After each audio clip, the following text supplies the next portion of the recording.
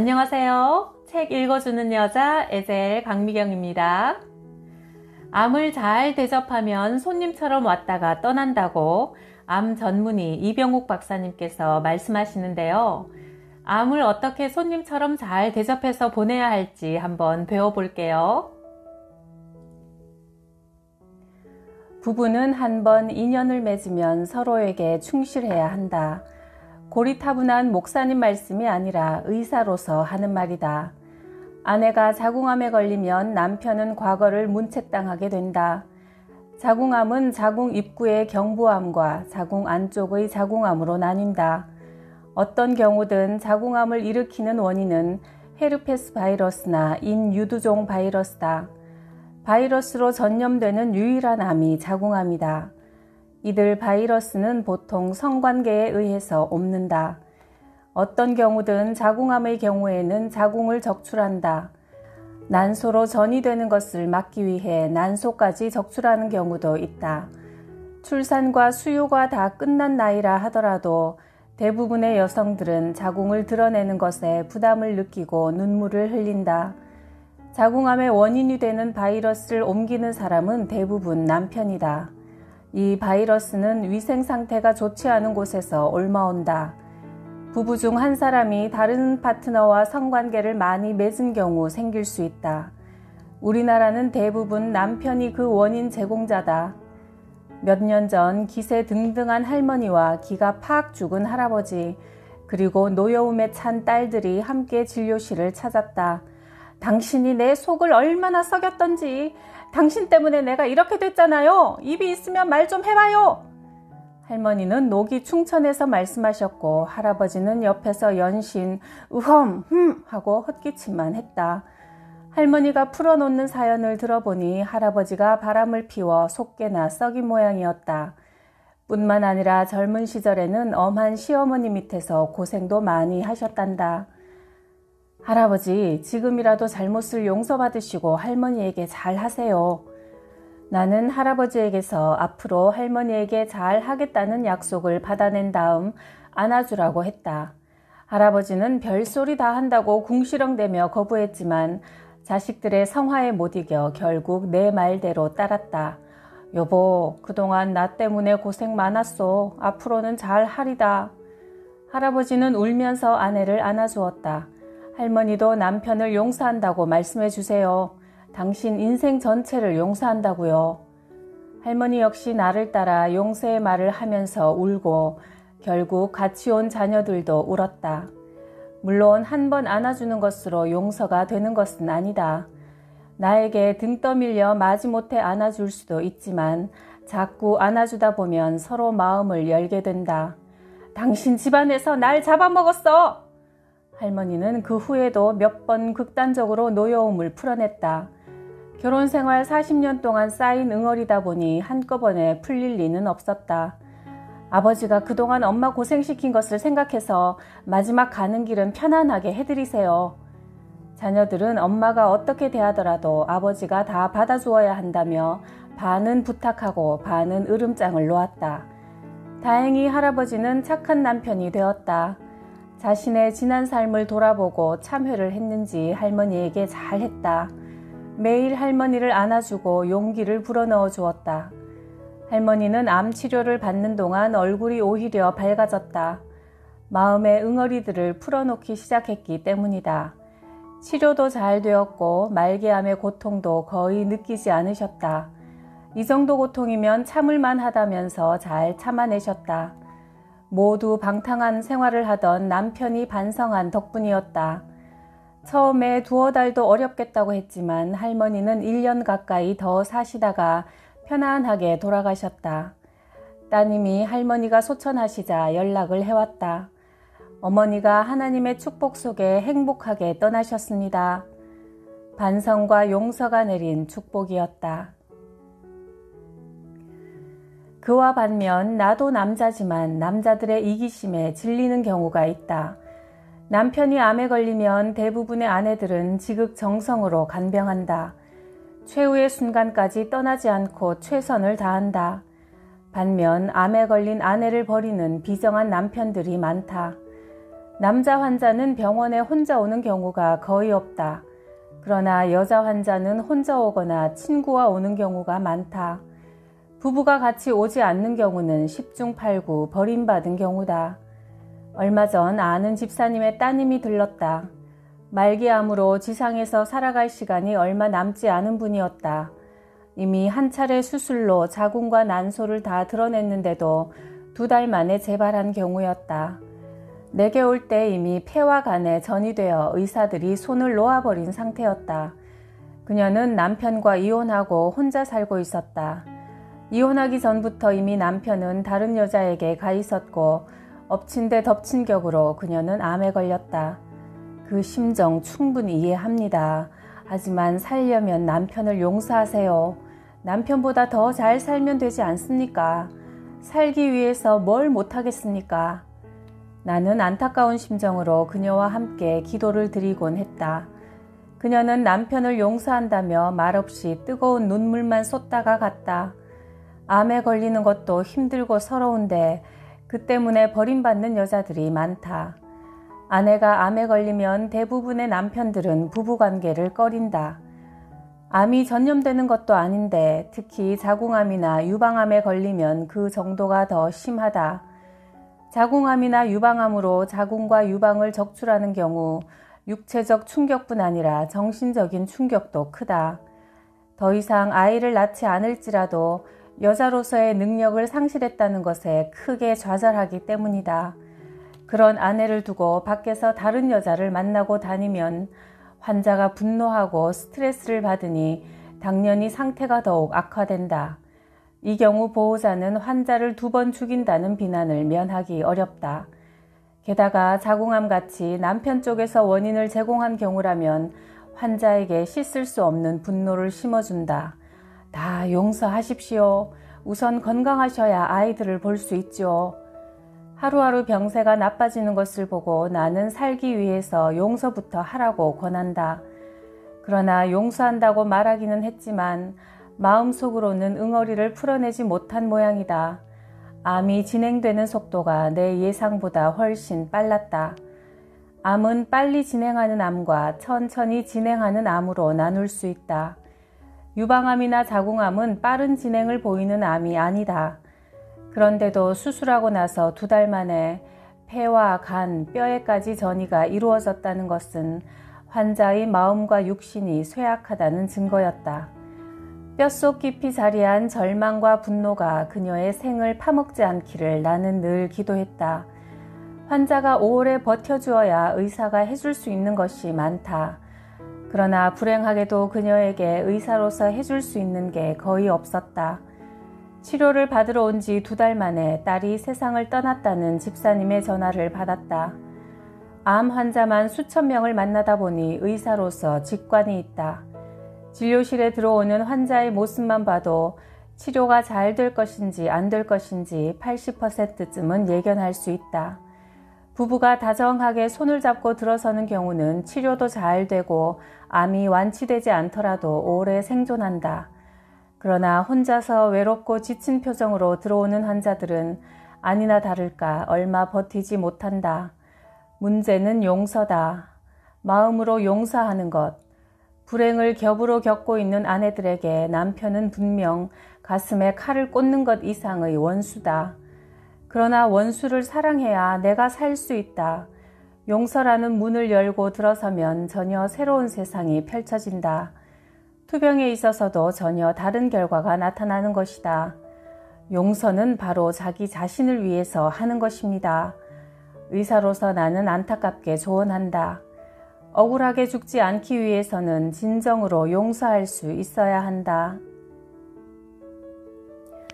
가끔 내 진료실은 울음바다가 될 때가 있다.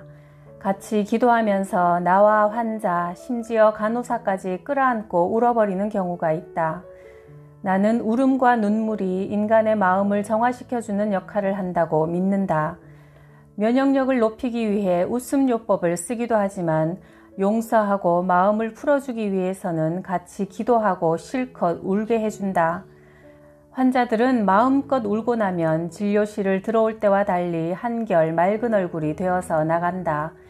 자존심이 강한 사람들, 실제는 약하지만 강한 척 보이려는 사람들은 어디 가서 누구를 잡고 하소연하거나 눈물 흘릴 데가 없다. 이런 환자들일수록 체면 차리지 않고 실컷 울도록 해주어야 한다. 종기처럼 곪은 감정의 응어리가 한번 터지고 나면 부드러운 마음이 들어갈 자리가 생긴다. 그러면 나무를 봐도 감동하고 하늘을 봐도 그 아름다움에 감동한다. 내 처방 중에서 효과가 가장 좋은 것은 기도하는 것과 우는 것이다. 기도와 눈물로 마음을 정화하고 나면 다른 사람으로 거듭나게 된다. 실컷 울 수 있게 어깨를 빌려주십시오. 나는 환자의 보호자들에게 환자 혼자 가슴을 치며 울게 두지 말고 울음을 받아주라고 조언한다. 사실은 우리의 눈물을 가장 잘 받아주시는 분은 하나님이다. 하나님에게는 설명할 필요가 없다. 그냥 푹 엎드려 실컷 울면 되는 것이다. 남편, 아내, 가족을 비롯해 인간의 이기심에 상처받았을 때는 하나님을 찾는 것이 사는 길이다. 억울한 나머지 분노를 키우게 되면 결국 그 분노가 마음의 평화를 삼켜 고통 속에서 죽어가게 한다. 눈물 속에서 용서를 발견하고 하나님의 사랑을 받아들이는 것, 그리고 그 사랑에 감사하는 것, 그것이 사람을 살게 한다. 암 환자 중에는 우울증, 조울증 등의 정신적 외상을 겪고 있는 사람이 많은데 특히 남편이 받들어 모시고 살던 공주과나 왕비과가 우울증에 잘 걸린다. 이들은 여태 아무 걱정 없이 보호만 받으며 살아왔기 때문에 정신적으로 단련될 기회가 없었고 세상을 살아가는 데 필요한 강한 심성을 갖추지 못해서 쉽게 우울증에 빠지는 것이다. 내 환자 중에 완벽한 왕비마마가 있다. 남편이 모 회사 사장인데 아내를 잘 섬기는 분이라 덕분에 마음고생 한번 안 하고 결혼 생활을 30년간 해온 분이었다. 내게 왔을 때는 유방암으로 한쪽 유방을 절제하는 수술을 받았는데도 암세포가 간으로 전이되어 이미 사기 판정을 받은 뒤였다. 약물치료 후유증과 우울증으로 내 방에 들어설 때 그녀의 얼굴은 이미 깊게 그늘이 져 있었다. 그 환자는 진료를 마치고 나갈 때마다 제 안색이 창백하지 않아요? 간호사를 잡고 몇 번이나 물어보고 또 다시 와서 저 괜찮아지겠지요? 하며 재차 3차 묻곤 했다. 그만큼 사는데 용기와 자신감이 없다는 반증이었다. 그럴 때마다 나는 괜찮아졌습니다. 좋아요. 라고 위로했다. 저 괜찮을까요? 유방이 한쪽 없는데. 그녀는 생이 오락가락하는 판에 유방을 걱정하고 있을 정도로 천생 여자였다. 여자로서의 무력감과 상실감이 덮쳐 피부색까지 칙칙해질 정도로 그늘이 짙은 데다 진료를 받으러 올 때마다 얼굴이 푸석푸석했다. 밤에 잠은 잘 주무셨나요? 아니요. 자려고 하면 소변이 마려워서. 그녀는 진료받을 생각을 하는 것만으로도 긴장해서 잠을 못 이루었다. 지나치게 긴장하면 누구나 잠이 안 오고 소변이 마렵게 된다. 괜찮습니다. 누가 잡아간다고 밤에 잠을 안 주무세요. 지금 잘 나아가고 있는 중입니다. 나는 한편으로는 환자가 안심하도록 호탕하게 말을 하면서도 다른 한편으로는 그를 다잡기 위해 강하게 말하곤 한다. 평소 응석바지에다 왕비 기질을 가진 아내가 암에 걸렸다면 남편은 좀 더 잘해야 한다. 그런 환자들은 기분이 좋아졌다, 우울해졌다를 반복하는 조울증에 빠지기 쉽기 때문이다. 이들은 변덕이 죽을 듯 한다. 금세 밥 먹고 싶다고 해서 차려주면 입맛이 없다며 휙 돌아앉아 버린다. 이런 환자들은 한편으로는 받아주면서 한편으로는 권위를 내세워 반드시 따르게 만들어야 한다. 이 환자는 남편이 권위적으로 이것저것 하라고 시키면 그런 대로 잘 해냈다. 밥을 안 먹으면 남편이 이것 다 먹어야 한다고 호통을 쳐서 먹이고 운동을 안 하려고 하면 등을 떠밀어 밖으로 데리고 나갔다. 남편은 더할 나위 없는 신사로 갖은 변덕을 다 받아주면서도 한편으로는 엄한 아버지처럼 아내를 다잡았다. 그 환자가 잘 투병하고 있는 것은 전적으로 남편 덕분이었다. 심성이 약한 사람은 이렇듯 든든한 보호자가 필요하다. 지금 그 왕비마마는 처음 내 진료실을 두드릴 때와 달리 얼굴이 아주 밝아졌다. 한때 사기였다고는 아무도 믿지 못할 정도로 활기차고 본래의 멋쟁이로 돌아갔다. 가끔은 농담도 던진다. 제가 남편한테 한쪽만 있어도 많이 사랑해 주세요 라고 했어요. 유방 복원 수술을 하지는 않았지만 여성으로서의 자신감도 회복했다. 보통 유방을 절제한 환자들 가운데 20, 30대의 젊은 여성인 경우에는 복원 수술을 하기도 한다. 이물질이 몸에 들어가는 것이 아무래도 좋진 않지만 심리적인 면도 무시할 수 없기 때문이다. 그러나 40이 넘은 분들에게는 복원 수술을 말리지만 간혹 해달라고 조르는 분도 있다. 이런 분은 사실 왕비마마들이다. 그러나 내 환자인 왕비마마는 진정한 왕비였다. 자신의 잃어버린 한쪽 유방을 자신감으로 채웠으니 말이다. 암을 손님처럼 잘 대접해서 보내려면 잘 먹어야 한다. 자연에서 난 가공하지 않은 신선한 재료로 바로 조리해 먹는 것이 가장 좋다. 음식은 냉장고 속에 둔다 해도 변질되기 때문에 늘 그때그때 만들어 먹는 것이 좋다. 가장 먼저 챙겨 먹어야 하는 것은 과일과 채소다. 하루에 5번 이상 3가지 이상의 과일이나 채소를 먹도록 한다. 특히 항암 성분이 있는 브로콜리, 마늘, 인삼, 녹황색 채소, 고구마, 토마토 중에서 몇 가지를 곁들여 먹으면 좋다. 특히 토마토에 있는 리코펜은 항산화제로 전립선암을 예방한다. 이탈리아 남성들이 전립선암이 드문 것을 추적해보니 토마토를 주목하게 된 것이다. 양배추에는 위암을 예방하는 물질이 함유되어 있다. 암은 소모성 질환으로 많은 영양이 필요하므로 살코기를 조금씩 먹어주되 과식을 하거나 고기를 너무 많이 먹으면 대사 과정에서 활성산소가 많이 방출되고 활성산소는 정상세포를 파괴한다. 육류를 섭취할 때는 쇠고기, 돼지고기 같은 붉은 고기보다 닭고기나 오리고기, 생선 같은 육질이 흰 것이 좋다. 불포화 지방산이 풍부하고 몸의 산화와 관련된 철분 함량이 적어서 암에 좋다. 그리고 비타민과 미네랄을 충분히 섭취하라고 권한다. 음식으로 섭취하는 것이 좋지만 음식만으로 모든 영양소를 완벽하게 섭취할 수 없다면 따로 보충해 주는 것이 도움이 된다. 특히 한국인의 칼슘 섭취량은 권장량의 절반 수준에 불과하다. 칼슘은 특히 대장암을 예방할 가능성이 있으며 골다공증 예방에는 필수적이다. 부족한 칼슘 500mg을 더 섭취하려면 하루에 두부 1모, 참치 통조림 1캔, 고추잎 1종지, 뱅어포 3장 등을 더 먹어야 한다. 곡류 또한 가공이 많이 된 백미보다는 현미나 잡곡, 오곡밥처럼 가공이 덜 된 곡류를 먹는 것이 좋다. 정제되지 않은 거친 음식일수록 식이섬유가 많이 들어있다.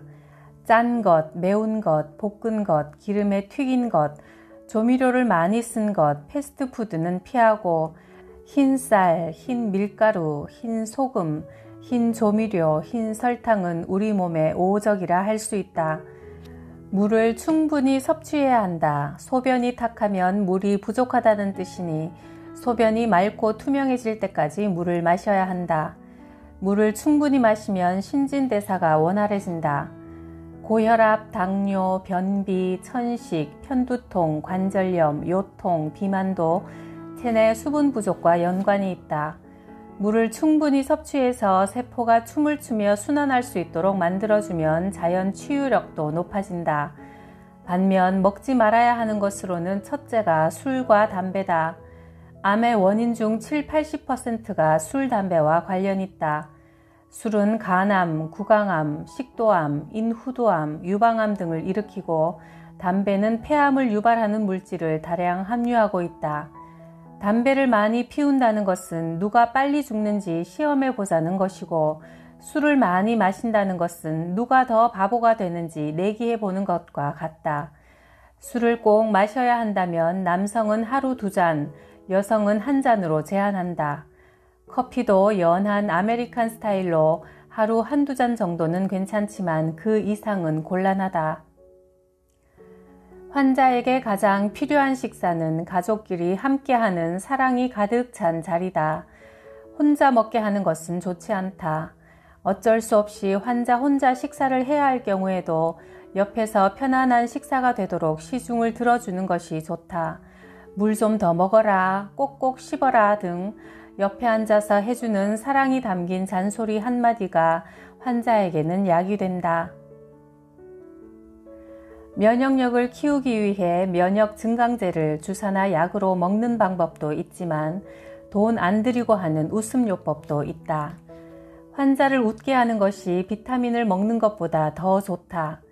내가 가장 자신 있게 쓰는 요법 중 하나가 웃음요법이다. 한번 웃어보시지요? 뭐 웃을 일이 있겠습니까? 팔짱을 낀 채 잔뜩 화가 난 사람처럼 앉아있는 환자를 위해 나는 잠깐 서비스를 한다. 개그맨처럼 웃기는 표정을 짓는다. 저를 한번 쳐다봐 주세요. 조금 웃음네요. 피식 웃음을 터뜨린다. 웃음은 하나님이 인간에게만 허락한 큰 선물이다. 크게 웃을 때 각종 킬러 세포들이 살아난다. 웃음이야말로 면역력을 키워주는 가장 확실한 항암제다. 억지로 웃는 웃음도 좋다. 하하하하 소리내어 크게 큰 소리로 2분 동안 횡격막이 떨리도록 웃어보십시오. 나는 환자에게 주문하고 곧바로 시범을 보인다. 환자들은 머쓱하게 쳐다보다가 마지못해 따라한다. 하하하 하고 크게 소리내어 웃으면 엔돌핀 분비가 촉진된다. 살짝 미소 짓는 것만으로는 엔돌핀이 분비되지 않는다. 엔돌핀은 뇌하수체에서 분비되는 일종의 화학물질로 기분을 좋게 해주고 고통을 덜 느끼게 하는 진통제 역할을 한다. 웃다 보면 걱정과 근심이 사라지고 편안하고 담대해진다. 재미있는 사실은 인간의 뇌는 진짜 기분이 좋아서 웃는 웃음과 일부러 웃는 웃음의 차이를 구분하지 못한다는 점이다. 억지로 크게 웃는 것이나 기분이 좋아서 크게 웃는 것이나 효과는 똑같다. 매일 1분이라도 소리내어 크게 웃어보자.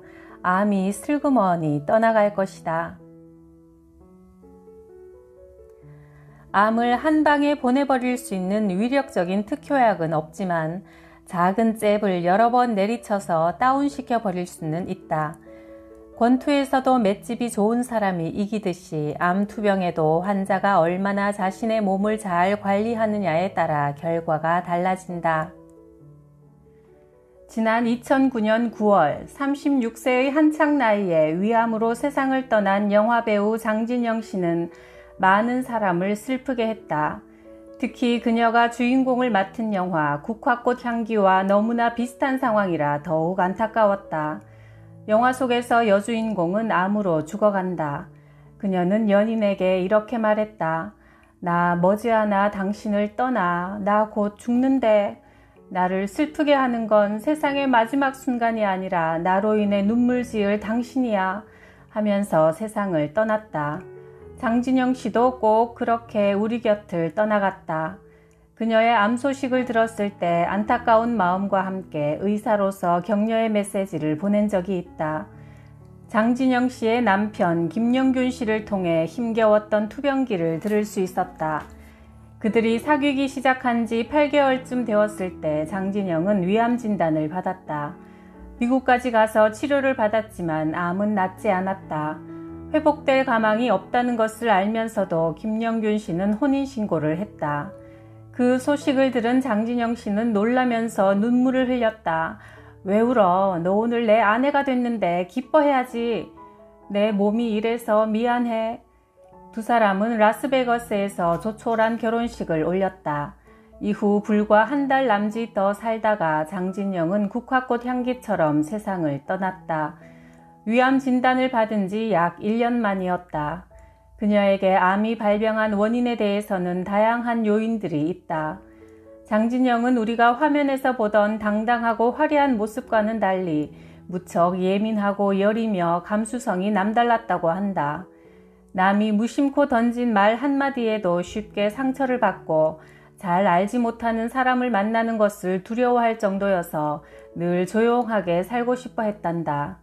그러나 92년 미스 충남 진으로 뽑힌 것을 계기로 연예계에 진출하게 되었고, 연예인이 된 후 그녀는 집요하게 쫓아다니는 스토커들 때문에 항상 불안감에 시달렸으며 밤낮 가리지 않는 야유와 비난, 때로는 연예인 활동을 못하게 하겠다는 협박에도 시달렸다고 한다. 또한 스캔들이 일어날까봐 마음 놓고 사람을 만나지도 못했고 언제나 행동을 조심해야만 했다. 무척 힘들었지만 연예인이라면 감내해야 할 유명세로 알고 견디었다.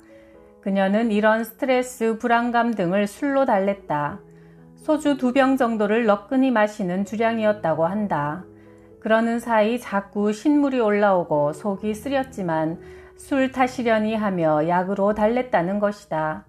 이런 증세가 심해져도 남의 눈이 두려워 병원조차 가지 못한 채 친구를 시켜 약을 처방받아 먹었단다. 마침내 30대 중반이 돼서야 처음으로 병원에서 정밀검사를 받았는데 결과는 뜻밖에도 위암 4기였다. CT 촬영을 해보니 암세포가 림프로 전이되고 있는 것이 보였다. 암이 생긴 지점에서 4기까지 진전되는데 보통 1년 6개월이 걸린다. 장진영 씨는 그 시점을 뒤돌아봤다. 그때 그녀는 드라마 촬영으로 힘든 나날을 보내고 있었다. 물이 귀한 키르기스스탄에서 촬영을 했는데 물뿐 아니라 먹을 것도 별로 없는 그곳에서 그녀는 제대로 씻지도 못하고 컵라면으로 끼니를 때우며 강행군을 했다. 잦은 밤샘 촬영으로 잠도 한두 시간밖에 자지 못하고 무리하게 촬영했지만 시청률이 너무 저조해서 그녀는 죄책감에 시달렸다. 물론 암은 긴 잠복기를 거친 뒤 나타나기 때문에 그때의 일이 암을 만들었다고 단정하기는 힘들지만 암을 키우기에 충분한 요소들을 두루 갖추고 있었다고 할 수 있다. 갖가지 스트레스와 억압된 감정, 지나친 음주, 불규칙한 생활이 신체의 균형을 깨지게 한 것이다. 그럼에도 제대로 건강검진조차 받지 않아 결국 암을 조기에 발견할 수 있는 기회와 치료 시기까지 놓치고 말았다. 오방떡 소녀로 잘 알려진 웹툰 작가 조수진 씨는 2011년 3월 33세의 아까운 나이에 임파선 암으로 세상을 떠났다. 그녀는 27살 때 임파선 암 3기 판정을 받아 5년 넘게 투병 생활을 했다. 젊은 나이에 암과 싸우는 그녀가 안타까워 문병을 오는 사람마다 "그런데 왜 암에 걸렸어?" 하고 물었고, 그녀는 그럴 때마다 "내가 왜 암에 걸렸는지 나도 몰라. 나도 그것이 알고 싶어." 하고 대답했다. 많은 사람들이 암은 40, 50대 이상 중장년층이나 걸리는 질병으로 알고 있는데 이는 위험천만한 오해다. 미국 청년들의 사망 원인 1위가 암이다. 우리나라도 10대, 20대 여성 사망 원인 2위가 암이다. 왜 이렇게 젊은 암 환자가 크게 늘어나는 걸까? 오방떡 소녀 조수진 씨는 어려서부터 어찌나 만화를 좋아했는지 그녀의 부모는 딸에게 서울대학교에 들어가면 만화방을 차려주겠다고 했을 정도였다. 하지만 그녀는 뛰어난 성적으로 대학을 졸업하고 대기업에 들어갔다. 만화가를 꿈꾸던 그녀는 대기업의 조직 문화에 적응하는 데 큰 어려움을 겪었던 것 같다. 대기업에 입사한 지 1년 만에 임파선암 3기 판정을 받았으니 웹툰에서 그녀는 상명하복의 회사 분위기에 적응하느라 괴로워하다 결국 스트레스와 과로로 암에 걸려 회사를 그만두고 항암 치료를 받고 있다고 밝혔다. 암은 왜 이처럼 젊은 여성의 생명을 앗아갔을까? 그녀는 틀림없이 자신의 체력에 부치는 업무에 시달리면서 압박감과 대인관계에서 오는 스트레스가 과중해서 암을 얻었을 것이다. 그럼에도 암 진단을 받은 후 5년 이상 버틸 수 있었던 것은 그녀의 긍정적인 마인드 덕분이 아닌가 생각한다. 오방떡 소녀와 장진영 씨의 경우를 보면 암은 음식을 통해 체내에 발암물질이 쌓였거나 오염된 공기를 마셨거나 극심한 스트레스를 받았거나 유전적 요소 등이 복합적으로 작용해서 유발됨을 알 수 있다. 그 중에서도 특히 극심한 스트레스는 암과 직접적으로 연결돼 있다. 내가 많은 암 환자들을 치료하면서 발견한 것은 그들 대부분이 발병 4, 5년 전에 스스로 감당하기 힘든 일을 겪었다는 사실이다. 최근 들어 암 환자의 연령대가 자꾸 낮아지는 것을 확인할 수 있다. 아이들도 어릴 때부터 스트레스 속에서 살아간다. 내가 아파트 엘리베이터에서 우연히 만난 어느 초등학교 6학년생은 과외를 12개나 하고 있다고 했다. 그 아이의 안경 너머 무표정한 눈빛과 무거운 가방을 맨 처진 어깨를 잊을 수 없다. 내 환자 중 간암에 걸린 어느 기업 CEO는 이런 말을 했다. 이제 좀 살만하니까 암에 걸렸습니다. 여기까지 오느라 밤새워 공부하고 경쟁에서 이기려고 너무도 바쁘게 보낸 지난 일상이 다 후회가 됩니다. 이처럼 끊임없이 스트레스를 받는 상황에서 면역력이 떨어질 때 암은 쉽게 찾아온다. 면역력이란 외부에서 침입하는 세균, 바이러스 등에 대해 우리 몸을 지키는 방어 시스템이다. 면역력이 약하면 사소한 외부 자극에도 쉽게 병이 나고 암에 걸리기 쉬워진다. 마치 면역력과 암 발병이 시소 게임을 벌이는 것과 같다. 그러면 스트레스를 줄이려면 어떻게 하면 될까? 최대한 돈을 벌고 최대한 사회에 환원한다. 이것은 미국의 석유왕 록펠러 가문이 150년간 꾸준히 지켜오고 있는 경영 원칙이다. 록펠러는 미국 역사상 최고의 부자였다. 그는 24세에 석유 사업에 뛰어들어 많은 돈을 벌었다. 하지만 54세가 되던 해 병에 걸려 1년밖에 살지 못한다는 시한부 판정을 받고 소화가 되지 않아 하루에 비스켓 몇 개로 연명하는 처지가 되었다. 이를 계기로 그는 자선 사업을 본격적으로 시작하게 된다.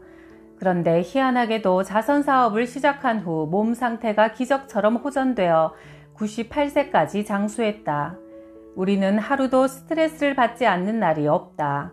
과중한 일과 공부, 대인관계 등에서 부정적인 감정을 갖게 되면 우리 몸은 항상 긴장 상태이고 그만큼 면역력이 뚝 떨어진다. 이런 스트레스를 다스리는 방법은 봉사나 기부 같은 나눔 행동이 아주 효과적이다. 록펠러가 자선 사업을 시작하고 나서 건강이 회복되고 장수할 수 있었던 것은 기부하는 기쁨으로 스트레스를 잘 다스렸기 때문이다. 의학적으로도 봉사와 기부, 다른 사람을 위한 기도와 같은 나눔 활동이 건강에 큰 도움이 된다는 증거는 얼마든지 있다. 그 가운데서도 마더 테레사 효과는 아주 유명하다. 1998년 미국 하버드 의과대학에서 시행한 연구다. 남을 위해 봉사활동을 하거나 착한 일을 보기만 해도 인체의 면역 기능이 크게 향상되었다. 실험 결과를 좀 더 자세히 살펴보면 이렇다. 사람의 침에는 면역 항체가 들어있는데 근심이나 긴장 상태가 지속되면 침이 바싹 말라서 항체가 줄어들게 된다. 반면에 마더 테레사의 일대기 같은 봉사활동 장면을 보여준 뒤 면역 항체를 조사해보니 그전보다 크게 높아진 것이다. 또한 실제로 남을 돕는 경우 기분 좋은 상태인 심리적 포만감이 짧게는 며칠 이상, 길게는 몇 주까지 지속되어 의학적으로 여러 가지 신체 변화를 가져왔다. 혈압과 콜레스테롤 수치가 눈에 띄게 낮아지고 행복 호르몬이라 불리는 엔돌핀이 정상 수치의 3배 이상 분비되었다. 심리학적으로 보면 내가 남을 도왔다는 것만으로도 스스로 가치 있는 사람으로 인식되고 자존감이 높아진다. 다른 사람을 돕는 나눔요법은 암 치료에도 효과적이다. 실제로 2006년 내가 진료한 한 말기 암 환자는 유방암이 폐와 뼈로 전이돼 생명이 2개월 정도밖에 남지 않았다는 시한부 판정을 받았다. 하지만 그분은 교회에서 꾸준히 봉사활동을 하면서 마음의 평안을 찾은 결과 현재 건강한 모습으로 암을 극복하고 있다. 봉사, 기부, 나눔 활동이란 거창한 것이 아니다. 엘리베이터를 같이 탄 사람들에게 상냥하게 인사하는 것, 식당에서 음식을 먹을 때 종업원이나 주방장에게 참 맛있었습니다 하고 인사를 건네는 것, 아파트 단지 안에 떨어져 있는 휴지를 줍는 것도 모두 이웃을 위한 봉사활동이다. 더 나아가 변호사라면 경제적 여유가 없는 사람에게 무료로 법률 서비스를 한다든가, 건축가라면 양로원, 고아원 시설의 건축 설계를 대신해 준다던가, 의사라면 외딴 마을이나 섬으로 의료봉사를 나가는 것도 먼저 나를 행복하게 하고 건강하게 하는 나눔이다. 이발 기술이 있으면 시골 노인들의 머리를 손질해주면 되고, 요리를 잘하면 노숙자나 고아원 어린이들에게 간식을 만들어주면 되는 것이다. 목공 기술이 있다면 동네 공부방에 책장을 짜줄 수도 있고, 대학생이라면 가정 형편이 어려운 어린이들에게 개인 과외 학습을 해줄 수도 있다. 이런 활동을 하는 동안 마음이 즐겁고 안정되어 몸에 이로운 호르몬이 끊임없이 만들어지기 때문에 면역력이 높아져 건강해진다. 또한 하나님이 나를 치료하고 위로해 주신다는 믿음이 병을 치료하는 데 긍정적인 효과를 가져온다. 생활에서 느끼는 스트레스, 화, 분노, 질투, 시기 등의 부정적인 감정을 기도와 예배의 활동을 통해 완화시키고 회복시키니 면역력을 키우는 데 매우 효과적이다. 미국 메요 클리닉 종양학과의 에드워드 크리건 박사는 장기간 생존한 암 환자들의 투병 방식 가운데 가장 으뜸이 되는 전략은 바로 영적인 것이다 라고 했다. 미국 심장병 전문의인 랜돌프 버드 박사는 10개월에 걸쳐 샌프란시스코 종합병원에 입원한 환자를 매일 기도하는 사람과 그렇지 않은 환자로 분류해서 관찰했다. 그 결과 기도하는 환자들이 항생제를 필요로 하는 비율이 5배나 낮았고 폐 부종에 걸릴 확률이 3배나 낮았으며 사망률도 훨씬 더 낮았다고 한다. 신앙생활은 건강한 삶을 살 수 있도록 도와준다. 내 환자 가운데 과도한 운동으로 병이 생긴 사람이 있다. 그의 아내가 말하길, 우리 남편은 마라톤 풀코스를 8번이나 완주했을 정도로 건강하거든요. 그런데 왜 폐암이 생겼을까요? 하며 고개를 갸우뚱했다. 나는 이렇게 대답했다. 남편은 마라톤을 하면서 신체가 견딜 수 없을 만큼 몸을 혹사시켰기 때문에 폐암을 일으킨 듯 합니다. 지나친 운동은 운동 부족만큼이나 몸에 해롭다. 운동을 피곤할 정도로 하면 산화물질이 증가하고 세포가 손상되기 때문이다. 운동은 몸에 무리를 주지 않을 정도로 적당히 하는 것이 좋다.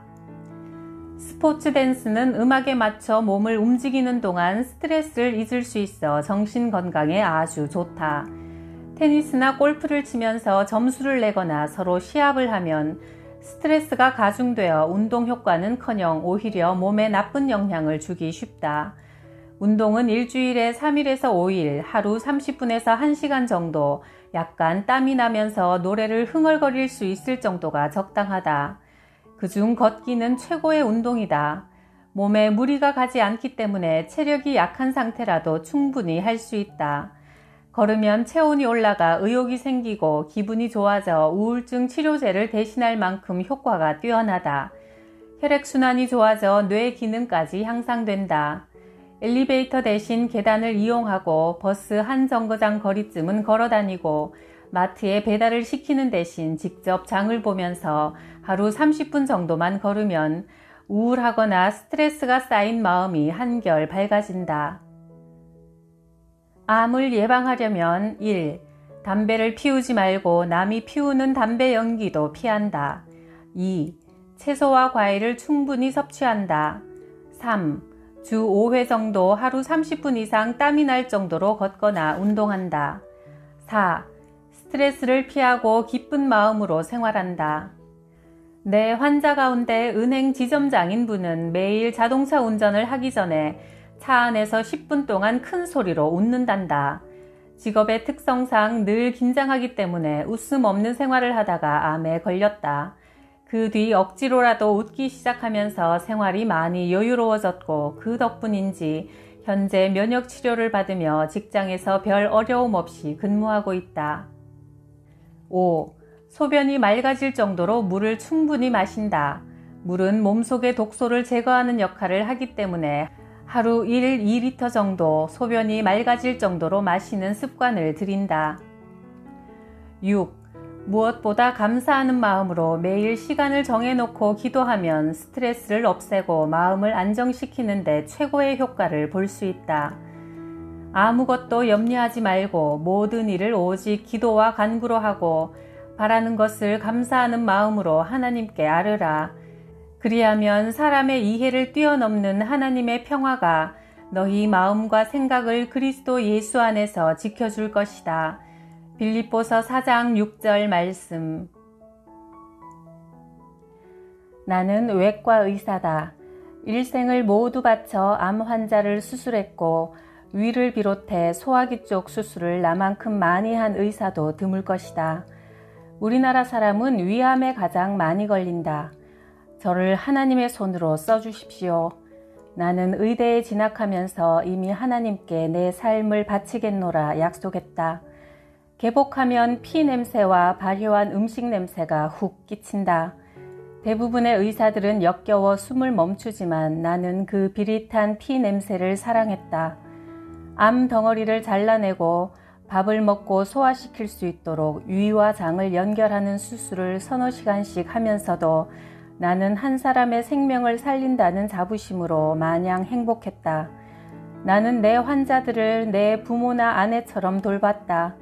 그들을 위해 기도하고 다른 의사들이 하루에 한 번 회진할 때 적어도 나는 서너 번을 더 돌면서 상처를 직접 소독했다.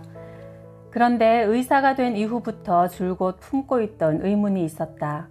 말기암 환자로 몇 달밖에 살지 못할 것이란 판정을 받은 사람도 잘만 돌보면 몇 년씩 사는 것을 보았고, 반대로 수술이 잘 되어 잘 버틸 것 같던 환자가 어느 날 갑자기 떠나는 황망한 사실도 목격했다. 인간이 태어나려고 해서 태어난 게 아닌 것처럼 죽으려고 해서 죽는 게 아니구나. 나는 운명을 만드는 보이지 않는 큰 손의 존재를 느꼈다. 너무나 신비로운 인간을 만든 절대자의 손. 아무리 발달된 기술로 현대적 치료를 한다고 해도 인간에게는 설명할 수 없는 부분이 존재했다. 인체는 알면 알수록 참 신비하다. 병에 걸리면 병에 걸리는 대로 나름의 균형을 지키려고 한다. 나는 의사로서 수술대에 서면 설수록 연약하고 냄새나는 육신이 인간의 전부는 아니라는 것을 점점 확신하게 되었고, 메스가 만능이 아니라는 것을 인정하게 되었다. 암은 결코 죽을 병이 아니다. 나는 암을 사랑받지 못한 세포들의 반란이라고 부른다. 우리 몸에는 약 60조 개의 세포가 있는데 암세포는 처음에는 정상적인 세포였다. 단지 어떤 계기로 돌연변이를 일으킨 것일 뿐. 암세포는 정상적인 세포와 달리 우둘투둘하며 단단하고 모양이 일정치 않아 보기에도 흉측하다. 수술할 때 암세포가 있는 부분은 메스가 잘 나가지 않는다. 칼끝으로 전해지는 딱딱하게 굳은 세포에 가슴이 서늘해지곤 한다. 암세포는 한 번 생기면 그 기세를 걷잡을 수 없다. 다른 세포로 갈 영양분을 다 빼앗아 엄청난 속도로 증식한다.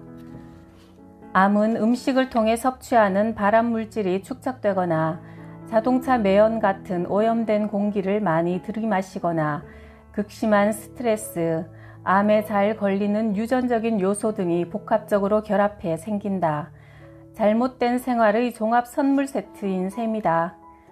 특히 나는 환자들을 보면서 특이한 사실을 하나 접했다. 암에 걸린 사람들은 최근 3, 4년 사이에 감당하기 힘든 일을 겪은 경우가 많다는 것이다.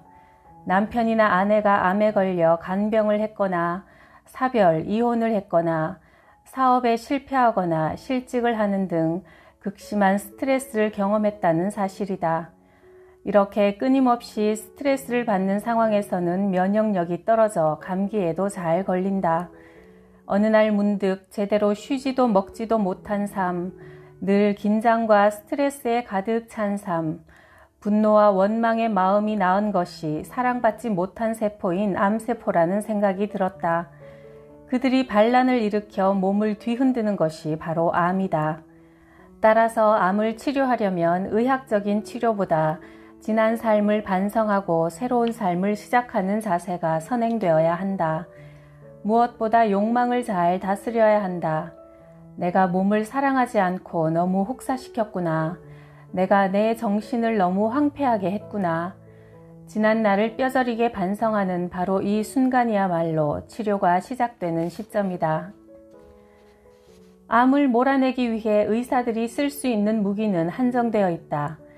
초기인 경우에는 수술로 완치가 되지만 대부분 수술로 제거한다고 해도 어느새 다른 조직으로 전이되어 버린다.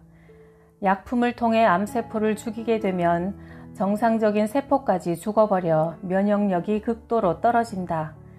암세포 한 개를 죽이려고 10만 개의 정상세포를 죽이는 셈인데 참으로 손에 막심한 방어책이다. 방사선 치료는 정확하게 암세포만 겨냥해서 쬐을 수 없기 때문에 방사선을 쬐은 부위는 조직이 괴사하거나 단단하게 굳어버린다. 암으로 사망하는 환자들은 대부분 암세포 자체로 죽는 게 아니라 항암 치료 과정에서 얻은 각종 부작용과 합병증으로 사망한다. 그러므로 암세포를 죽이기 위해 결사적으로 노력하기보다 환자의 면역력을 높여 암을 버텨내게 하는 것이 삶의 질을 생각할 때 오히려 효과적인 치료일 수 있다. 암을 손님처럼 잘 대접하세요. 손님은 언젠가는 가시는 분입니다. 나는 암에 걸리면 강도를 몰아내듯이 몽둥이를 들고 나갈 것이 아니라 불청객이지만 손님처럼 잘 대접하라고 한다. 암과 맞설 생각을 하지 말고 암이 깃들어 있는 내 몸을 잘 돌보라는 것이다. 그러면 암도 언젠가는 떠날 것이다. 내 환자 중에 60을 갓 넘긴 교수가 있었다. 평균 연령에 미뤄보면 예수는 청춘이나 다를 바 없지만 그 환자는 욕심을 버렸다. 약물 치료의 부작용에 대해 잘 알고 있었고 치료로 고통을 겪고 진통제에 절어 사느니 차라리 짧게 살더라도 편안하게 살고 싶다고 했다. 내가 말했다. 약물 치료를 하면 통상적으로 1년 정도 더 사실 수 있습니다. 그러나 약물 치료를 안 한다면 보다 더 단축이 되겠죠. 약물 치료를 할 경우 메스꺼움, 구토, 탈모, 빈혈 같은 부작용이 올 수 있고 병이 좀 더 빨리 진행되겠죠.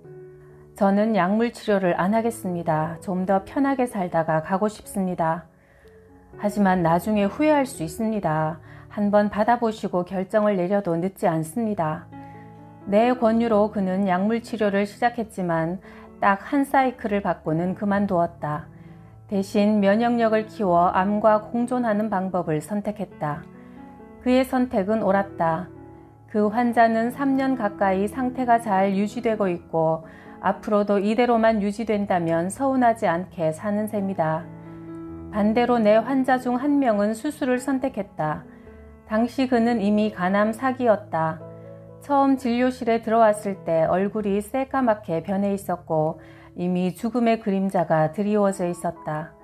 몇 달 치료를 받으면서 상태가 호전되자 그는 과욕을 부렸다. 선생님, 수술을 해보겠습니다. 한 번 더 생각해 보세요. 지금 상태로는 수술을 하는 게 의미가 없습니다.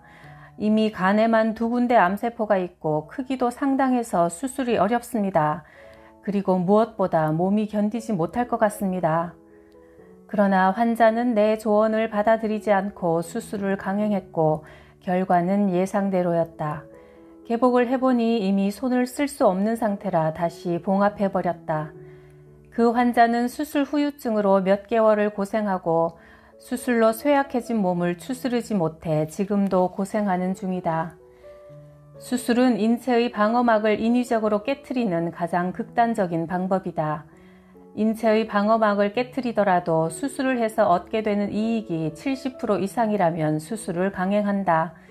하지만 반반일 때는 수술을 포기하는 편이 나은 경우가 더 많다. 특히 안타까운 경우는 70세가 넘은 환자들 중 암에 걸려서까지 남아있는 재산을 걱정하고 자식들이 그것을 어떻게 쓸 것인가로 고민하면서 무리한 진료를 요구하는 경우다. 수술을 해봐야 오히려 손해만 날 것인데도 수술을 요구하거나 몸이 견딜 수 없는데도 약물 치료를 강행하기도 한다. 나는 힘든 치료를 고집하다가 삶의 질은 물론 수명까지 단축시키는 결과를 많이 보았다. 내가 수천 건의 수술을 하면서 딱 한 번 재수술을 한 경우가 있다. 애초에 내가 반대한 수술이었다. 75세 된 남자 환자로 그 연세 정도면 나는 이미 천수를 누렸고 하늘의 목숨을 맡겨야 한다고 생각한다. 당신 아버지에게도 그렇게 말할 수 있겠소? 물론입니다. 내 아버지라면 더욱 자신 있게 말할 수 있을 겁니다. 나는 수술은 70세부터는 신중할 것을 권유하고 75세부터는 말린다. 수술하면 환자가 너무 힘들어질 겁니다. 환자는 몸무게가 40kg이 채 안 되어 너무나 쇠약해서 수술을 할 수 없는 지경이었다. 여한이 없도록 수술을 해주세요. 아들들은 수술대 위에서 돌아가시더라도 여한이 없도록 수술을 해달라고 졸랐다. 내가 조언했다. 환자가 조금이라도 편안하게 사시게 하는 게 좋을 것 같습니다. 선생님, 그러면 다른 사람들이 우리를 보고 뭐라고 하겠습니까? 아버지 수술도 안 시켰다고 할 것 아닙니까? 선생님이 안 해주신다면 다른 병원에 가겠습니다. 나는 할 수 없이 수술을 허락했다. 어차피 할 수술이라면 내가 하는 게 나을성 싶었다. 수술을 하다 보면 환자의 상태가 한눈에 드러난다. 이미 장기들은 탄력이 떨어져 있었다. 그러면 수술 후에 유착이 잘 일어나고 상처가 더디 아물고 잘 터진다. 나의 우려는 일주일 안에 현실로 나타났다. 수술 첫날부터 많은 분비물을 쏟아내더니 급기야 이상 징후가 왔다. 다시 재수술을 한 다음에도 그 환자는 한 달을 더 입원해 있었다. 수술 결정은 반드시 환자의 입장에서 내려져야 한다. 수술을 하면 2년을 살고 하지 않으면 1년을 산다고 가정했을 때 단순히 몇 달 더 산다고 해서 의미 있는 결정은 아니다. 수술을 결정할 때 가장 고민해야 하는 것은 수술 후의 환자의 삶의 질이다. 여한이 없게 수술을 해주십시오. 이처럼 수술을 결정하는 판단 기준이 결코 보호자들의 여한이 되어서는 안 된다. 이것은 보호자들의 이기심이다. 수술은 인체의 균형을 인위적으로 깨트려버리는 의료행위다. 한번 깨어진 밸런스는 나이가 많거나 병약할수록 회복이 잘 안 된다. 따라서 무리해서 몸의 균형을 깨버리는 것보다는 오히려 잘 관리하는 것이 환자에게 득이 될 수 있다. 내 아버지나 아내라면 나는 절대로 그 상황에서 수술을 하지 않을 것이다. 수술은 마술이 아니다. 몸 상태가 좋은 일반인에게도 수술은 힘든 일이다. 그런데 암 환자처럼 체력적으로나 정신적으로 약해진 상황에서는 수술 후유증에서 벗어나는 것이 쉬운 일이 아니다. 수술은 늘 마지막 선택이 되어야 하지 최우선적인 선택이 되어서는 곤란하다. 내가 의사가 된 건 삼촌 때문이다. 내가 어릴 때 삼촌은 부산대학교 박사 1호로 프랑스에서 유학하던 중 암에 걸렸다. 고된 유학 생활이 암을 부른 모양이었다. 삼촌이 고향으로 돌아왔을 때는 이미 손을 쓸 수 없는 지경이었지만 집안 어른들의 강요로 수술을 받았다. 그러나 2달 만에 다시 재발했다. 이번에도 어른들은 부랴부랴 수술을 하려고 했다. 이미 늦었으니 더 이상 고통을 주지 말자는 쪽과 잃을 게 없으니 끝까지 해보자는 쪽으로 나뉘어 팽팽히 대립했다. 무슨 소리, 이렇게 뒷짐만 지고 있자는 말인가? 이번에도 역시 수술하자는 쪽이 우세해 서울대학병원으로 향했다. 그러나 삼촌의 수술을 집도한 의사는 손 한 번 써보지 못하고 도로 봉합해버리는 지경에 이르렀다. 나는 삼촌이 집으로 온다기에 부산역으로 마중을 나갔다. 삼촌은 장손인 나를 유달리 예뻐했다. 기차가 도착하자 플랫폼에 내린 삼촌은 택시 타는 역 광장까지 나올 기력이 없었다. 수술 직후의 환자라 배의 상처 때문에 업을 수도 없었고 앰뷸런스를 부를 수도 없었다. 거적이 깔린 리어카에 실린 채 나오는 삼촌을 보면서 나는 결심했다. 다음에 의사가 되어서 암으로 죽는 사람이 없게 할 거야. 결과적으로 나는 의사가 되었지만 암으로 죽는 사람을 없게 하지는 못하고 있다. 대신 목표가 하나 있다면 슬픈 죽음은 없게 하자는 것이다. 만약 죽음의 문턱을 넘은 상황이라면 인간답게 편안한 마지막을 만들어 드리자는 것이다.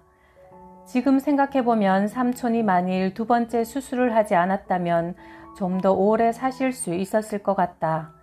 쇠약한 몸에 차가운 메스를 대는 것은 죽음을 재촉하는 짓이었다. 삼촌은 그때 40을 갓 넘긴 나이였고 관리만 잘 한다면 충분히 좀 더 살 수 있을 터였다.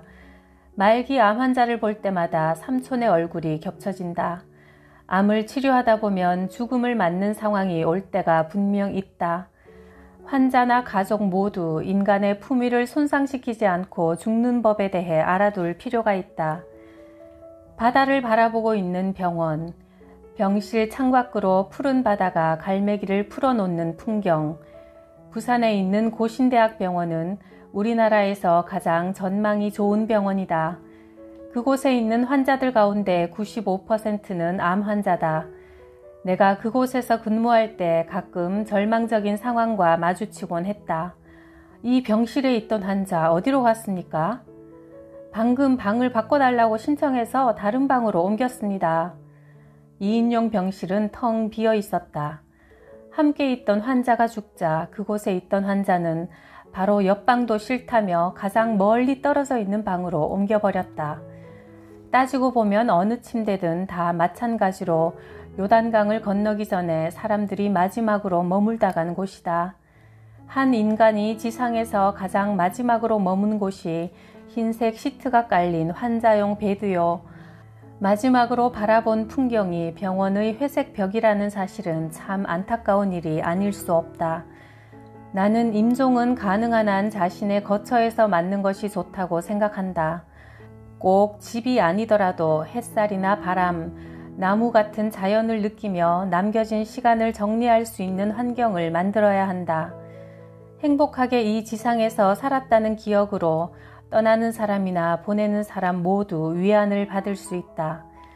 보호자들이 미리 준비를 해두는 게 좋다.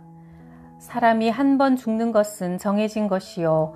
그 후에는 심판이 있다는 히브리서 9장 27절의 말씀처럼 죽음은 자연스럽게 받아들여야 하는 삶의 한 모습이다. 죽음은 현재의 고통을 끊고 하늘나라로 가는 관문이다. 암에 걸렸지만 십자가에서 내 죄와 죽음의 문제를 해결하시고 구원과 천국을 주신 예수 그리스도를 믿는 믿음으로 편안히 웃으며 죽음을 맞을 수 있는 사람은 인생의 승리자다. 하나님 안에서만 얻을 수 있는 이 기쁨과 평안은 고통을 이겨내는 강력한 마취제다. 믿음의 힘은 그만큼 강하다. 나는 죽음을 준비하는 한 젊은 자궁암 환자에게서 몇 년 전 큰 감동을 느꼈다. 그녀는 내가 병실에서 기도하는 것에 감동을 받아 하나님을 믿게 되었다. 퇴원을 해서 다시 가정으로 돌아간 뒤에도 건강히 잘 지낸다는 소식이 들려왔다. 그러던 그녀가 2년 반 만에 나를 다시 찾아왔다. 이미 암은 폐와 간에 전이되어 있었다.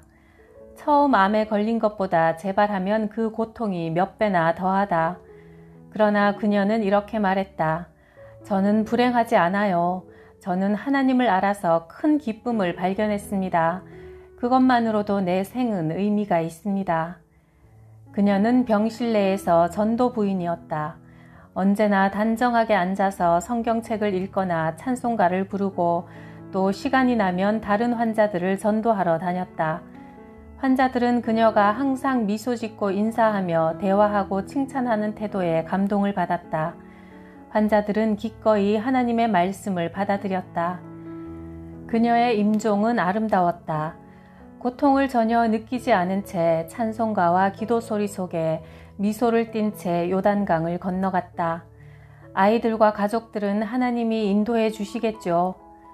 특히 아이들과의 이별을 못 견뎌 하는 다른 엄마들과 달리 그녀는 하나님을 믿음으로써 인간적인 아픔을 극복했다. 인생의 가장 큰 축복은 고통 중에서 하늘의 기쁨을 발견하는 것이라는 사실을 나는 그녀를 통해 다시금 깨닫게 되었다. 외과 의사로서 나는 꽤 운이 좋은 편이다. 수천 건의 수술 과정에서 재수술이 없는 점은 하늘이 도왔다고 밖에 말할 수 없다.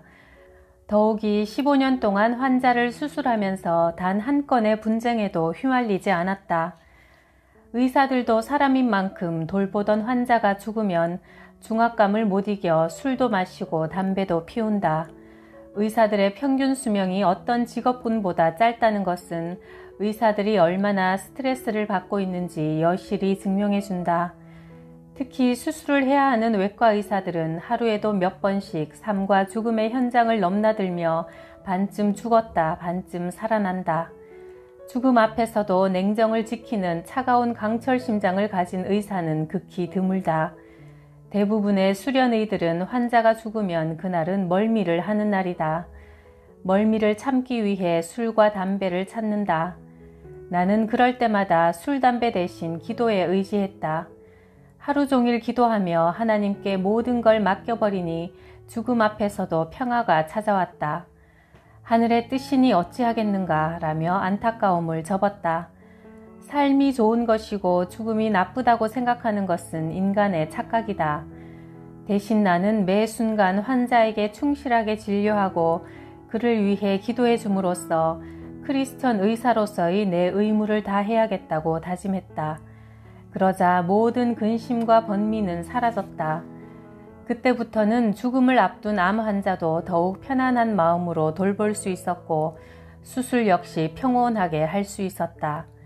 내 환자 중에는 수혈을 거부하는 여호와의 증인 신자도 있었고 국선도 신봉자나 도를 믿는 증상교도도 있었으며 스님도 있었다.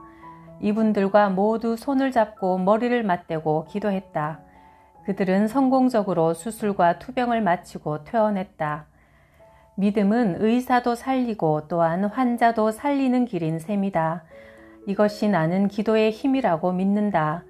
그래서 나는 늘 환자를 위해 기도한다. 기도로 마음의 평화를 얻으면 병을 이길 힘도 얻게 된다. 인간은 하나님 안에서만 진정한 평안을 얻을 수 있다. 무소의 뿔처럼 혼자서 가라는 건 너무나 고독하다. 사람이 스스로 깨우쳐 인간의 한계를 극복한다는 것은 불가능한 일이다. 인간을 만드신 큰 존재에 기대면 모든 게 해결된다. 내가 못 푸는 문제는 전능하신 분께 풀어달라고 맡기면 된다. 나는 환자들에게 하나님이 나를 낫게 해주십니다. 나는 행복합니다. 라고 기도하라고 충고한다. 내 힘으로 안 되는 세상의 일을 하나님에게 맡겨버리고 주어진 오늘 하루를 충실하게 살라고 권한다. 약 잘 먹고 치료 잘 받고 밥 잘 먹고 감사하고 좋은 일만 생각하라는 것이다. 나를 돌봐주는 보호자에게 감사의 말을 한 번 더 해주고 파란 하늘을 한 번 더 쳐다보며 그 아름다움을 느끼고 즐거웠던 일을 추억해보는 것. 이 모든 것들은 환자에게 부작용이 전혀 없는 항암제다. 나는 왜 암에 걸렸을까? 앞으로 얼마나 더 살까? 고통은 얼마나 극심할까? 따위의 답이 없는 걱정들은 영혼을 갉아먹는다. 이런 걱정에 휩싸여 벌벌 떨며 잠을 못 자면 나만 손해라는 것이 몇 시간 안에 증명된다. 아침에 피검사를 해보면 면역 수치, 간 수치 등 각종 수치가 뚝 떨어져 있다. 어젯밤에 잘 못 주무셨죠? 뭘 그렇게 걱정하시느라 잠을 못 주무셨습니까? 아니, 제가 못 잔 거 어떻게 하세요? 다 나와 있습니다. 또 수치 떨어졌다고 걱정하지 말고 잠을 푹 주무세요. 뭘 걱정합니까? 걱정해봐야 아무 도움이 안 되는데요. 하나님께 모두 맡겨버리고 기도합시다. 나는 온 마음을 모아 환자의 걱정을 몰아내기 위해 간절히 기도한다. 기도하는 동안 내 기운이 환자에게 전달된다. 그는 설령 하나님을 믿지 않더라도 내가 온 힘을 모아 자신을 위해 기도하고 있다는 사실은 믿는다. 자신을 위해 최선을 다한다는 것도 믿는다. 그것만으로도 환자는 안정을 찾는다. 하나님을 신뢰하고 의지하는 믿음은 종종 기적을 만들어낸다. 내 환자 중에 30대 초반의 이비인후과 의사가 있었다. 다른 병원에서 이미 배꼽주위를 한 번 수술받은 적이 있었고 6번의 약물 치료를 받았는데도 간에 2군데나 전이가 되어 있었다. 그런데 어디서부터 그 암이 시작되었는지 의사들이 아무리 검사를 해봐도 밝혀내지 못하고 있는 상태였다. 그러다 보니 의사들은 나와 있는 항암제란 항암제를 다 쓰며 환자의 상태를 지켜보는 중이었다. 그 환자가 나를 찾아왔을 때는 쇠약해질 대로 쇠약해진 상태인데다 약의 부작용으로 손발이 저리는 증세도 있었다. 3개월 살 거라고 하더군요. 그 환자는 자포자기 상태였다. 그것은 아무도 모르는 일입니다. 나는 립서비스로 그 말을 한 게 아니라 실제로 암을 치료해 가다 보면 설명할 수 없는 일들이 종종 일어난다는 것을 알기 때문에 한 말이었다. 그에게 한 가지 다행스러운 점이 있었다. 부인이 지극한 정성으로 간호한다는 것이다. 부인은 내 치료를 믿고 적극적으로 따라주었으며 제대로 걷지 못하는 남편을 부축하고 다니면서 몸에 좋다는 음식은 다 해서 먹였다. 무엇보다 늘 기도하고 반드시 살아날 것이라는 축복의 말을 잊지 않았다. 그 환자는 치료를 시작한 지 2달 만에 면역 수치가 올라가기 시작했다. 3개월을 살 것이라던 환자는 치료 3개월째 접어들자 일상적인 생활을 하는데 전혀 무리가 없을 정도로 좋아졌다. 이 정도면 다시 일상으로 복귀가 가능하겠습니까? 예, 점점 좋아지고 있으니까 무리가 없을 것 같습니다. 나도 그가 이토록 빨리 회복할 줄 몰랐다. 치료받던 병원에 검진을 받으러 가니 의사들도 어떻게 이런 결과가 나왔는지 다들 깜짝 놀랐다. 그는 3달 만에 다시 현업에 복귀했다. 종합병원 이비인후과 의사로 하루 종일 바쁘게 환자들을 진료하고 시간이 나면 다른 이들을 위해 봉사하며 지내고 있다. 세상은 우리가 원인을 모르는 일이 많다. 환자들은 모르는 일에 대해서는 굳이 다 알려고 하지 말고 마음 편하게 하나님께 기도로 맡겨버리면 된다. 인간이 창조주 하나님의 뜻을 다 알 수는 없기 때문이다. 예수님께서 채찍에 맞으심으로 너희가 나음을 입었도다 하신 말씀처럼 모두들 건강하시길 바라요. 구독, 좋아요, 댓글로 저를 기쁘게 해주셔서 감사합니다.